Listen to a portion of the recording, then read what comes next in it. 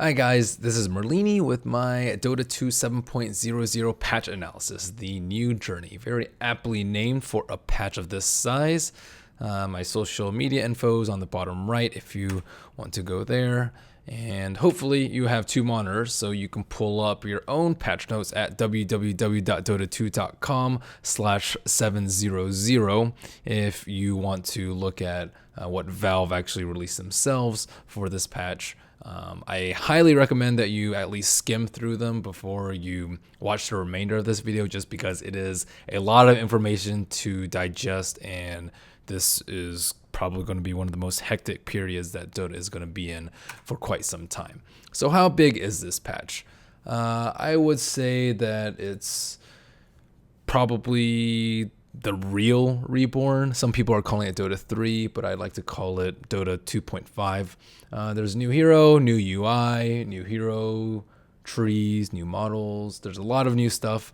And again, if you haven't actually read through the patch notes yourself, at least skim through them before, or else you will be very confused. And don't be too worried if I skip over a lot of stuff. I'm generalizing what I think is important about the patch, because if I went through every single detail, it would be way longer than 30 minutes. So firstly, we have a new hero, Monkey King. Sun Wukong arrives with new Arcana. If you want to support Valve, buy the Arcana. If not, the game's free to play. You can still enjoy it regardless. So brief gameplay video of what this hero actually does. He has a Fissure as his first spell that also has a right click. His second spell, he goes into the trees. I don't believe enemies can see them, and then you can channel up a slow/damage. Axe is really slow after you land on him. And then his third skill, you attack a hero 4 times and you get an attack bonus damage and lifesteal buff for X number of hits afterwards. I didn't actually use his F, which is turned into like an item on the ground, which I think is really cool looking, but probably not that practical. And this is his ultimate.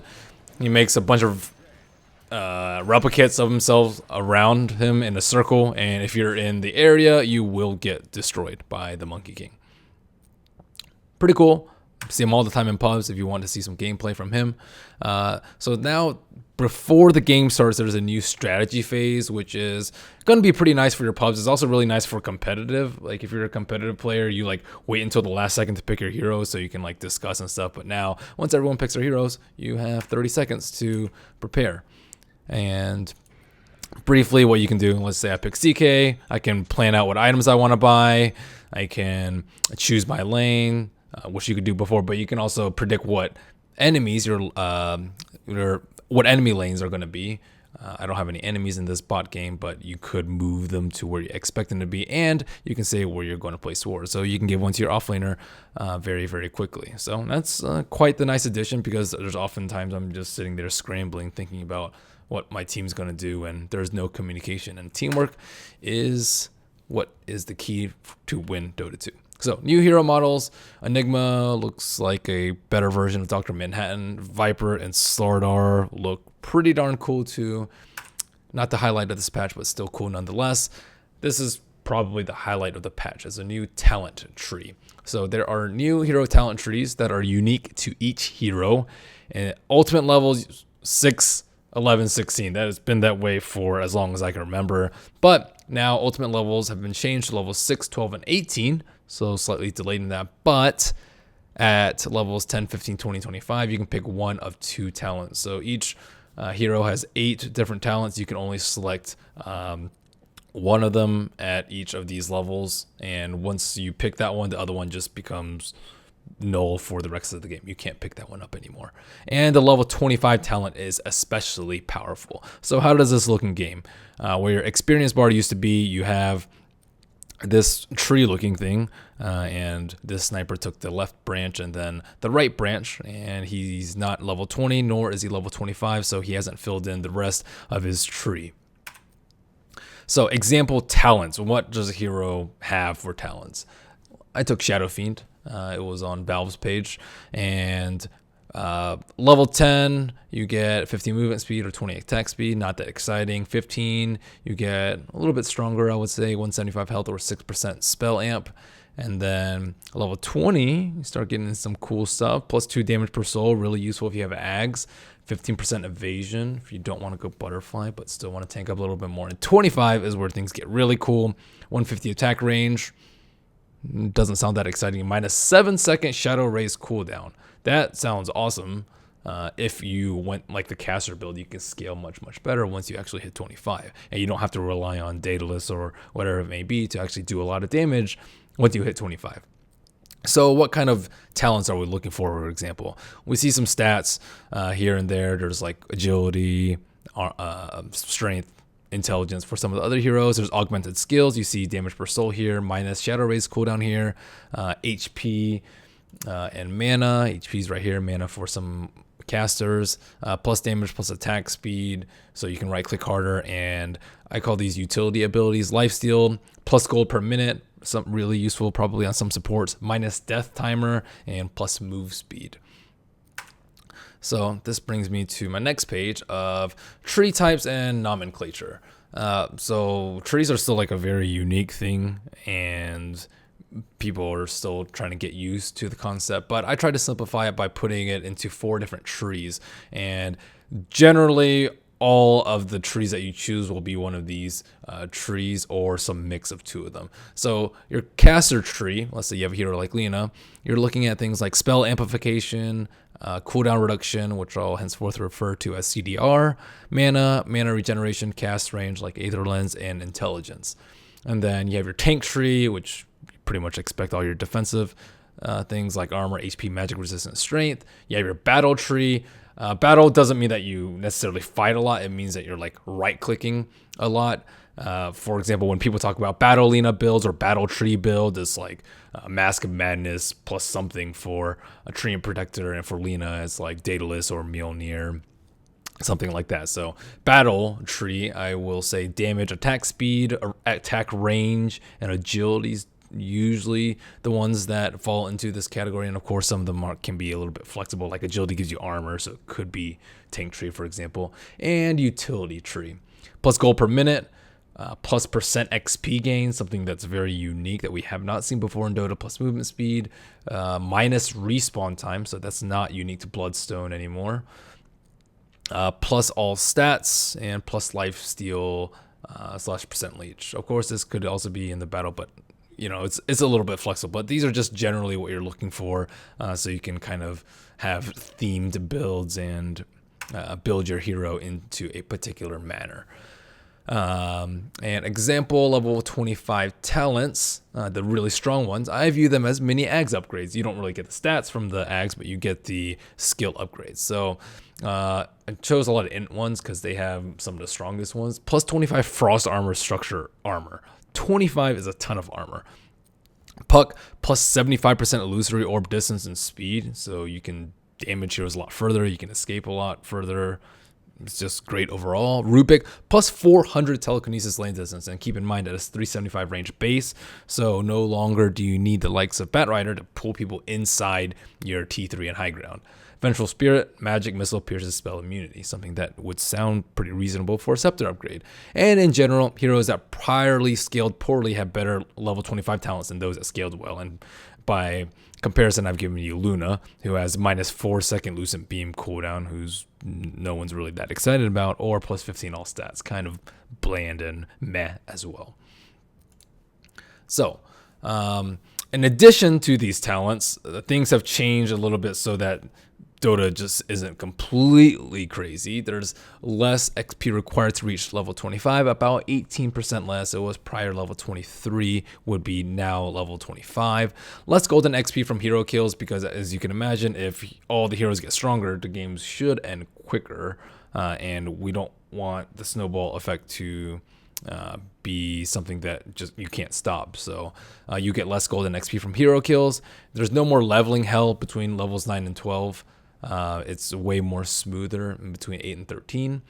There's slightly shorter respawns for hero deaths, probably speed up the game a little bit more.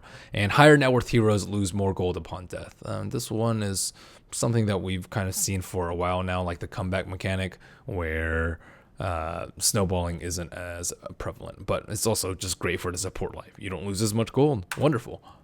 So, on top of the talent trees, there are more item slots. There is something new called the backpack. And it doesn't really look like a backpack, but what it looks like in your UI is just 3 inventory slots on the bottom side of your 6. And these items are muted, but they can be swapped. And the way I try to conceptualize it is think of it as your own personal 3-slotted courier that's always on you. You can swap items freely. However, there are slight drawbacks. They cool down slower, for example, while they're in here, and a few other drawbacks, but it's easy to conceptualize as that. But that's great. No more use of double chickens. Roshan has moved. He was in that southeast spot for a pretty long time, closer to Dire side, but something was probably not that equal with their win rate, so it has been changed. He is now near the top Rune spot, and he has more armor but less HP. Big hint, kill Roshan with spells. At least that's what Ice Frog is trying to tell us with this. So if his magic armor is still the same and he has less HP and he has more armor, it definitely means that he is going to be more vulnerable relatively to spells. And he's now buffed with this cute little Santa Roshan hat. We have a new UI. Look how much free space there is. Everything looks pretty clean. You don't have this bar on the top anymore. There's all this space on the bottom over here. And it's really hard to tell what attribute type your hero is, but damage, armor, move speed has all been consolidated into this one area over here. Your quick buy just looks a lot sleeker. And yeah, overall, I think the UI looks a lot better. It'll take some time to get used to, of course, and the text is also on the right side. I'm sure there's ways to change it, or there will be later, so don't fret too much if you think it's just hideous or it just ruins your experience right now. It'll get better. There is a new building called the Shrine, and it's not only purely cosmetic. Outside of the base, there are 2 shrines per side. One at the secret shop, which has slightly changed position, and one at the ancient spawn, which has been moved. And inside of base, there are 5 shrines per side, and an oversimplification of this shrine is that it's a mini fountain with a 5-minute CD that can't attack. So just a mini heal, like Salve Clarity. I guess it happens really, really fast. I don't believe it heals you all the way. Additional details, this is about as tanky as a melee barracks, and it's vulnerable after all tier 2 towers have fallen, and you can TB to it, so added mobility is great. You can sneak up and defend from more sneaky places. Rune spawn changes. The 2 river runes return to the old spawning system of 1 power rune and no bounty at the other rune every 2 minutes starting at 2 minutes game time. So pretty much what it was before, starting at 2 minutes, before bounty runes were even introduced into the game. And there are also 4 new jungle runes that always and only spawn bounty runes every 2 minutes starting at 0 game time. And I've denoted little happy faces as to where they are, where the Dire Secret Shop used to be, Radiant Neutral Camp, close to Radiant Secret Shop, and Dire Neutrals in the middle of their jungle. And keep in mind, these start at 0, so likely 2 on your team will get it right before the creep spawn. And bottling a bounty rune only gives 2 bottle charges, but bottle overall seems to be buffed with how many runes there are in the game. Ancient spawn changes. We have new ancient creeps. This is the new Prowler Ancient. He autocasts Root on hit, 15-second CD. He has, I think, 2 mini Prowlers next to him. Not all of them Root, just this big one, I believe. He has an AoE Howl of Terror-like effect, minus armor and some damage. And he has 10% lifesteal and 10 HP regen R, which stacks, so beware if you're Sven. And 0% magic resistance, which is something that's pretty new. It used to only be on those mini dragons, but now Ancient, other significant map changes. I should have probably put this third one up first, but Ancients are no longer spell immune and have 70% magic resistance. I'm starting to see a theme here of magic damage being a little bit stronger, especially taking into account the Roshan one. Neutrals now spawn every 2 minutes instead of 1 minute, and this starts at the odd minute, so a little bit confusing, but 30 seconds, 1 minute, 3 minutes, 5 minutes, so on and so forth. So there are more camps, but they spawn less often, so definitely stacking is going to be way harder than before, or way more infrequent, which is probably a good thing. Dying to neutrals causes your hero to have a 26-second spawn time minimum. That had to be changed, I suppose, given how common a place it was in competitive Dota. Tier 4 towers now have the same HP regeneration as the Ancient. That's, I think, a really, really big deal because the Ancient regen is actually very, very high, and Ancient has a lot more HP than the T4s, so T4s look like they'll be regenerating a lot. Illusions give minor gold/XP bounties, which just makes support life great, and illusions, I wouldn't say way weaker, just weaker. Cleave is now a cone area instead of a circle, probably more intuitive for newer players, and it'll take some time to get used to if you're an older player. Roots prevents most complex movement spells, waveform, leap, etc. Complex movement spell I would mostly just consider a non-basic blink. So like Anti-Mage Blink and Quap Blink are just blinks, but complex movement spells that are like kind of pseudo blinks, waveform, leap, will no longer, you can't use them while rooted, and the normal blinks you could not use while rooted. So buff for the rooters and nerf for the rooties generally. And many nuanced interactions from Dota 1 are removed. There was a pretty long list of stuff that was like slightly changed. If you haven't been playing for a long time, this probably doesn't apply to you, but if you have been playing for a long time, some of the cool stuff you can no longer do, like true form, dodging, amongst many other very small things that you'll probably only see once in every couple hundred games. But it is still, they were still cool nonetheless, but this will make it way easier for new players to learn, and a lot of those were limitations from the Warcraft 3 engine, so it doesn't really make sense that they're in the game anymore, unless you really want to complain about skill cap, which I don't think is that big of a deal. Many item tweaks, lots of minor buffs, and some minor nerfs. Definitely more buffs than nerfs as far as I recall. Major ones: Gem's True Sight no longer granted illusions, way more relevant for competitive play. Helm of the Dominator recipe change, and Creep MS is set to 425. Grants attack speed aura. I think it's like Gloves of Haste plus something else plus recipe, and Drums was changed to only give movement speed. So there's no one item that gives an MS plus an attack speed aura anymore. Quelling Blade and Iron Talon is flat damage bonus to non-hero units instead of percent based, which makes it way weaker as the game goes on, as usually is for flat damage bonus. And I believe the activatable on Iron Talon is 20 seconds instead of 14 seconds, so generally a nerf. Mask of Madness's downside is silence at -5 armors instead of percent incoming damage to amplification, which I think is a pretty large buff because pretty much the item was unusable before. You would just die as soon as you used it most of the time. And great for probably heroes like Drow Ranger who don't really cast that much anyways and have tons of armor. Medallion of Solar Crest now back to 100% effect on Roshan. These items were very rarely gotten, about time that they were picked up again. And Rod of Atos is active now, applies a root. I believe it's only 2 seconds and the cooldown was increased. We'll see how that goes with the buffed root.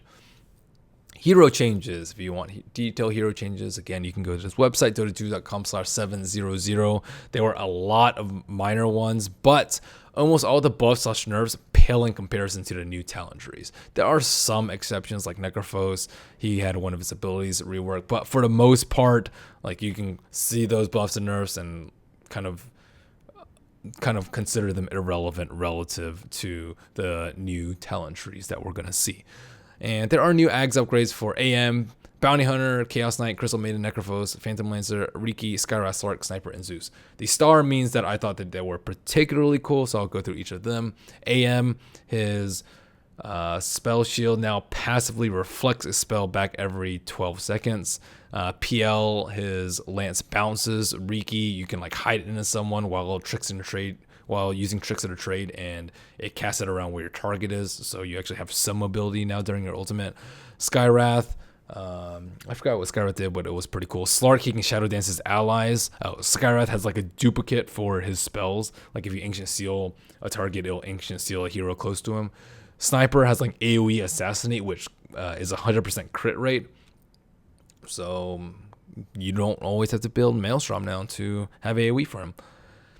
Zeus can summon a Nimbus Cloud that throws bolts at people every 50 seconds. The bolt can be summoned every 50 seconds. The bolt is shot every 2.5.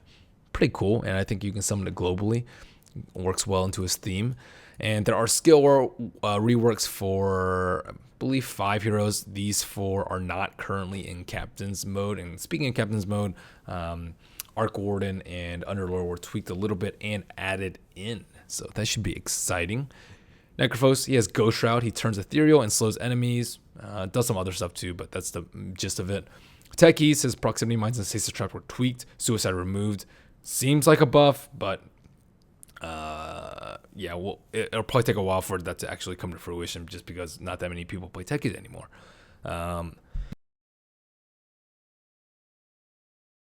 Hal has been tweaked. He's also like plays more into his role of being stronger during nighttime. Hal gives double buff during Lycan, but the numbers were tweaked slightly too.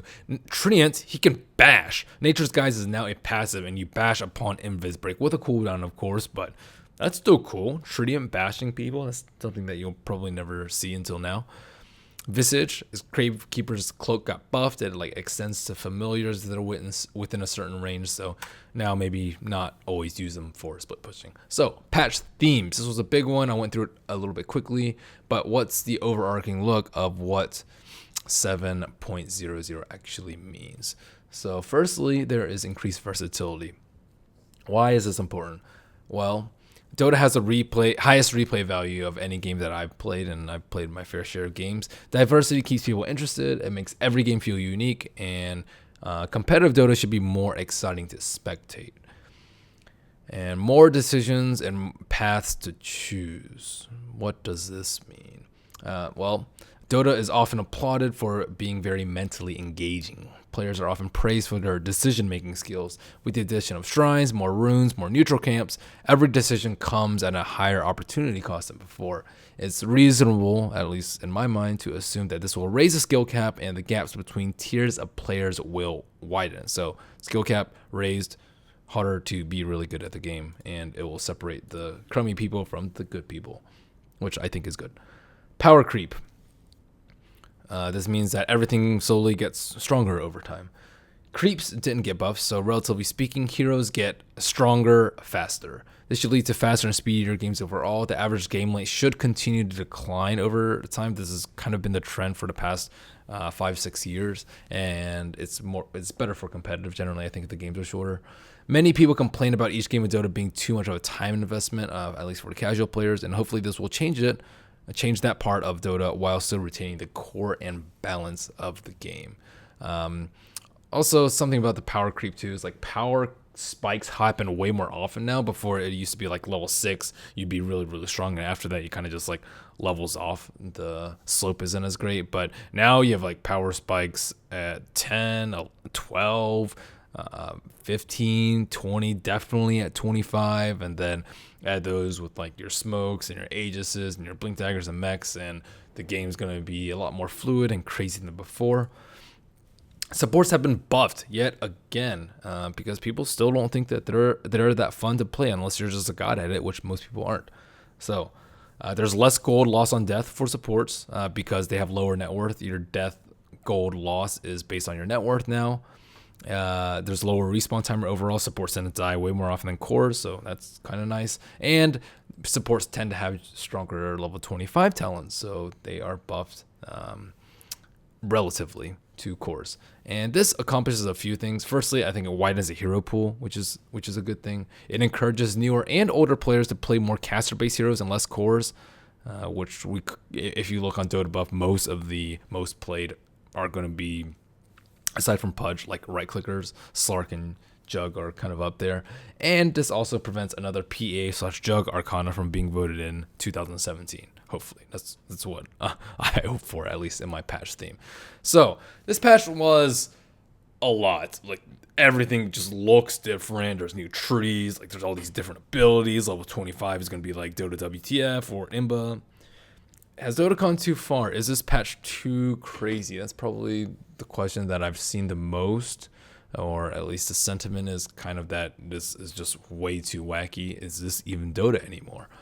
And my opinion on it, I tell the story of the Ice Frog block, which I have a twit longer about because it's a short story, and too long didn't read of it because I know you guys have more important things to do with your time. Yes, this patch is crazy, but IceRock has continuously surprised us with better and better versions of Dota, despite us constantly thinking that Dota is at its pinnacle. So, after 10 years, I continue to have faith in the man. He hasn't let us down yet. I don't think he is going to let us down with this one. And he has an extensive team of beta testers that have done a great job thus far. So, the new journey, it's going to be a good one. No reason to quit or be skeptical. I think maybe a little bit of skepticism is good, but overall, your feelings toward this patch, or at least mine, are like very positive, and I think it's really cool, exciting. Hopefully it'll draw players who got bored back into the game. Although, to be honest, I don't even know that many people that like stopped playing Dota because it got boring. So the new Journey 7.00, it's the beginning of a new era. Good luck. Have fun.